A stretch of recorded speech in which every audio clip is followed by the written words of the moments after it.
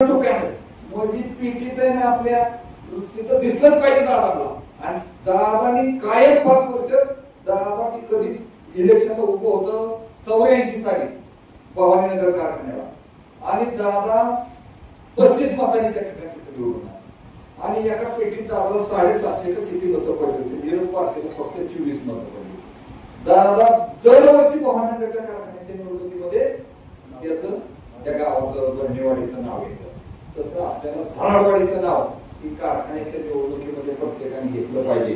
अशा प्रकारचं काम सगळ्यांनी जर केलं तर आणि त्या पॅनलला आपण सगळ्यांनी बहुमताने पॅनल मतदान करावं म्हणून दादांचा सांगोवा घेऊन या ठिकाणी तर सगळे आलेले त्याचे प्रमुख आदरणीय भाऊ आणि सगळ्या संस्थांचे चेअरमन उशीर झाला 1 तासाचा फरक पडला आहे.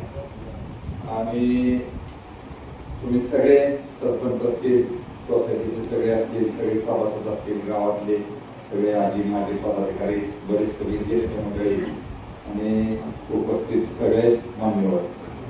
आता आमचे गावडे डायरेक्टर त्यांनी सविस्तर अशा प्रकारचं मार्केट कमिटी त्यांनी सांगितलेलं. तुम्ही पण निवेदन वाचल्यावर तुम्हाला लक्षात महाराज सगळं आलेलं आहे. आणि एवढा चांगला कारखाना आजीदादांच्या नेतृत्वाखाली चाललाय म्हणूनच खऱ्या अर्थाने एवढा मोठा भाऊ त्या ठिकाणी तिथे मिळाला. आणखी काय त्यांच्यासारखा शेवटच्या वर्षी भाऊ द्यायचा त्यांनी त्यावेळेस 5व्या वर्षी 3400 दिला आणि जर ती काढलं तर पाठीमागची 4 वर्ष एकदम थोडा थोडा थोडा थोडा भाव त्या ठिकाणी देतात. आता गावड्यांनी सांगितलं तसं ती कुडकीचं सुद्धा त्या ठिकाणी पहिले 1-2 वर्ष बंद केलेलं. भावांनी तर 100 रुपयाची खुर्चीची स्वतः बंद केली आणि जे आता तुम्हाला 2-4 दिवसात मिळणार आहे ती 200 रुपयाची प्रथा चालू केली. चांगला निर्णय घेतला. आता ते साधारण 3132 रुपये मिळाल्या ती 200 धरले की 3332 रुपये होत्या आणि आता खुर्चीचं 200 रुपये धरून ते 3332 होत्या. 200च्या म्हणजे 200 करा म्हणजे 3333 होईल. तुम्ही रुपये ठीक आहे ठीक आहे. तर 200 करा म्हणजे त्या आम्हाला म्हणायला जरा अवघड वाटतंय का 3636 तोंड पडतंय. महाराष्ट्रातला एक नंबरचा भाव. दादाला सुद्धा राज्यामध्ये अनेक कारखानदारी संघातले जे काय मान्यवर आहेत त्यांनी दादाच सांगतात आपण 3636 या कारखान्याने भाव कसा दिला की 12% फक्त रिकव्हरीचा आपला जे असताना सुद्धा त्या ठिकाणी जी 12च्या 13 14 रिकव्हरी असणाऱ्या कारखान्याने सुद्धा एवढा भाव दिला नाही. आणि ती काय गेल्याच वर्षी दिला नाही तर त्याच्या पाठीमागच्या वर्षी सुद्धा 3411 रुपये दिले. बरोबर. त्याच्या पाठीमागे सुद्धा असं एक चांगलं काम केलेलं की आपण एक पाठीमागच्या 5 वर्षाची बेरीज काढली त्यांची आणि आपल्या ह्या 5 वर्षाची बेरीज काढली तर काहीतरी रात्री 1280 रुपयाचं त्या ठिकाणी प्रत्येक टनाला त्या ठिकाणी फरक पडलेला आहे. आता आमचे शिवाजीरावांनी सांगितलं की तुमच्याकडून गेल्या वर्षी 10,000 टन ऊस घ्या. 10,000 टन गुणिले जर 1280 केलं तर 1.25 कोटीच्या पुढे आता शेटला ते आकडा तर 1.25 कोटीच्या पुढे की आपल्या एका गावाचा तोटा त्यांच्या माध्यमातून झाला असता किंवा त्याच्यापेक्षा बी झाला असता. मग आपल्या गावाला आहे त्या रकमेपेक्षा श्रीकांतराव तुम्ही चांगलं सांगितलं की तिथं 1.25 कोटी रुपये आपल्याला केवळ दादांचे नेतृत्व असल्यामुळे त्या ठिकाणी की आता तुम्ही श्रीकांतराव तिथे इंजिनिअरिंग शिकलेला त्यांचं बरं आहे म्हणून बाकीच्या काय त्यावेळेस अध्यक्ष शिकता आलं नसतं. परंतु आता तुम्ही हक्काने त्या कॉलेजवर अनेक कोर्सेस जाता इंजिनिअरिंगचे, डिप्लोमाचे, डिग्रीचे, MBAचे, IT एवढं कोर्सेस तिथं आहेत आणि एवढं फार्मसी आहे, PhD दोन्ही पण आहे. अनेक फॅकल्टी तिथे निर्माण केलेले आहेत की आपल्या सभासदांची पोरं त्या ठिकाणी ते शिकली पाहिजे, प्रदेशात गेली पाहिजे, त्या कुटुंबाला चांगला शिकायला पाहिजे. आमच्या मध्ये गेलं तरी एका घरात 3 इंजिनियर त्या ठिकाणी आहेत. 15-30 परिस्थिती सांगवी सारख्या गावात सुद्धा 200 का 250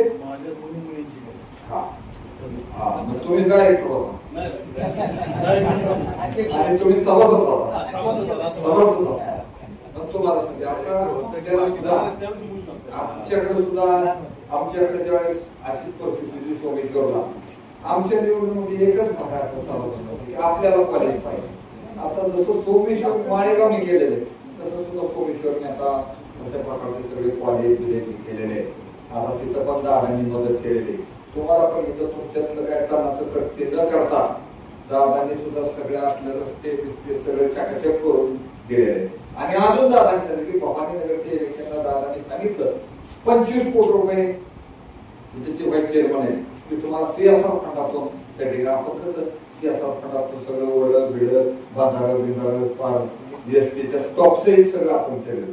त्याला म्हणायचं CSR फंड. आपलं कुठला वर आलाय का आणि आपलं प्रचंड पाणी म्हणजे आता ह्या उन्हाळ्यात सुद्धा आल्यावर जिकडं जाय तिकडं सगळीकडे पाणी आपल्याला साठलेलं होतं. म्हणून सगळी कामं आदरणीय दादांनी केल्या. त्या शाळेच्या सभागृहाच्या ग्रामपंचायतीच्या आपलं कुठलं काम ठेवलं नाही. महाराजांचं छोटंसं मंदिर सुद्धा त्या ठिकाणी तिथं थांबवण्याचं काम आदरणीय दादांनी केलेलं सभासद आहेत ते. आणि म्हणून हे सगळं काम विकास कोणी केला तर दादाने केला. हे तालुक्यातल्या सगळ्या सेवा सुविधा द्यायचं काम केलं, संपूर्ण काम केलं. आणि म्हणून आपल्याला त्यांचं हे सगळं कामाबरोबर आपल्याला हे कारखान्यातून सुद्धा आपल्याला आज ही सगळी मंडळी इथं आल्या. दुसरी येणार का तर तुम्ही सभासद होईल. तुम्ही जर नसता दरवाडीकडे या काय फिरकलं असतं का. ही संधी आपल्याला सेवा कोणी दिली तर दादांना दिली. आणि म्हणून आता तुमचं तर एवढं मतदान आहे त्या 5 गावात सगळ्यात जास्त मतदान 286 मतदान. एक सेपरेट पीटीच राहणार आहे.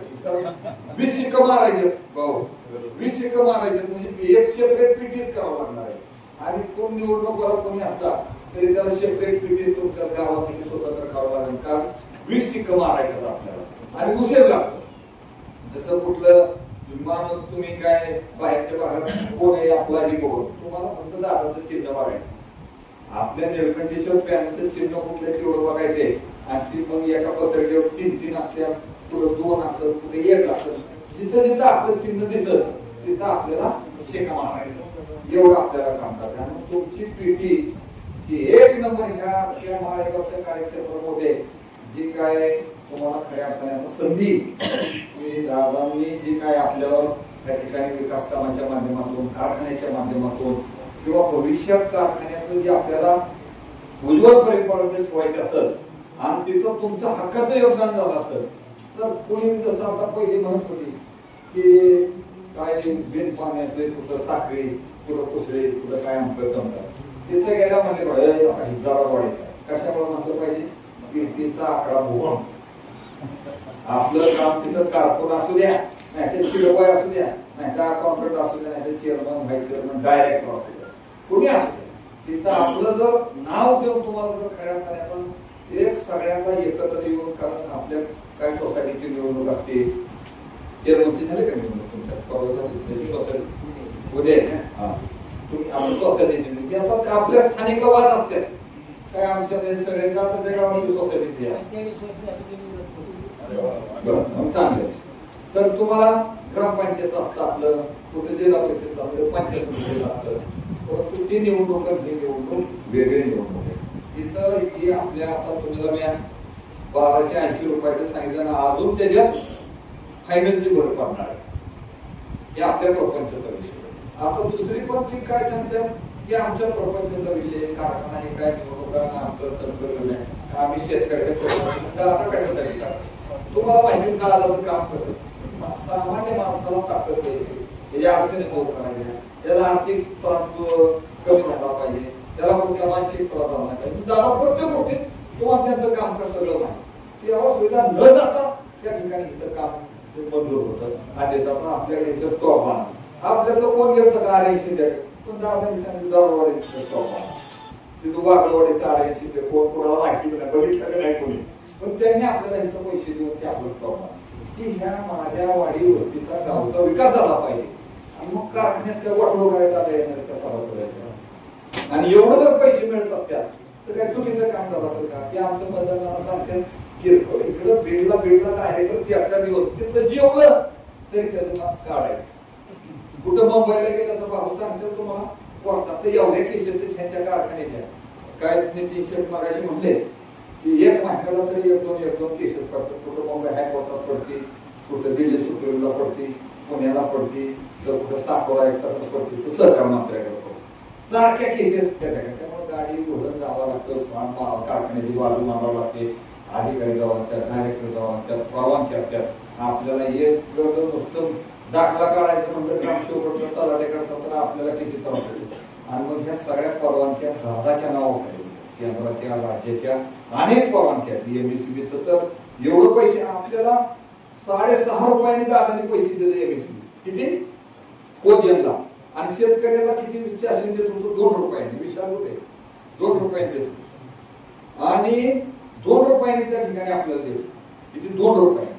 आता तर 0 पैशानेच केलं. त्यामुळे आता तिकडे काय कापून जायचा हे करायचा पण विषय त्या ठिकाणी अनेक निर्णय दादाने घेतले आणि त्याच्यामुळे आपल्याला सगळ्याला चांगले. फक्त आता आपल्याला चिन्ह आज मिळालं तरी सगळ्याच एका 10 मिनिटात पहिल्यासारखं राहिले का घालून दाखवा आमचं करा. 2 मिनिटात मोबाईलवर येते की लगेच बोकाटले सगळे, तर कोण डायरेक्टर होत्यावर कोण नाही. 10 मिनिटात तुमची यादी आली की तुमच्याकडे एपी करायची नावं लगेच व्हॉट्सअपवर, नाही तर मला येतो सगळ्याला मेसेज. तर त्या पद्धतीने तुम्हाला आपलं गाव एक नंबरला न्यायचं. काय आपल्याला वाद कोणाची काही अडचण असेल, कोणा काही अजून कोणाला आपलं मान्य नसेल तर त्याला समजून सांगा. काय पैपावण्याचं असेल, कोणाचं नातेवाईक असेल, मित्र पडत असेल, पॅनल टू पॅनल म्हणजे पीटीत आहे ना आपल्या तिथं दिसलंच पाहिजे दादाला. आणि दादानी कायम 5 वर्ष दादा कधी इलेक्शनला उभं होतं 84 साली भवानीनगर कारखान्याला, आणि दादा 35 मतांनी त्या ठिकाणी निवडून. आणि एका पेटीत दादाला 750 का किती मतं पडली, विरोध पार्टीला फक्त 24 मतं पडली.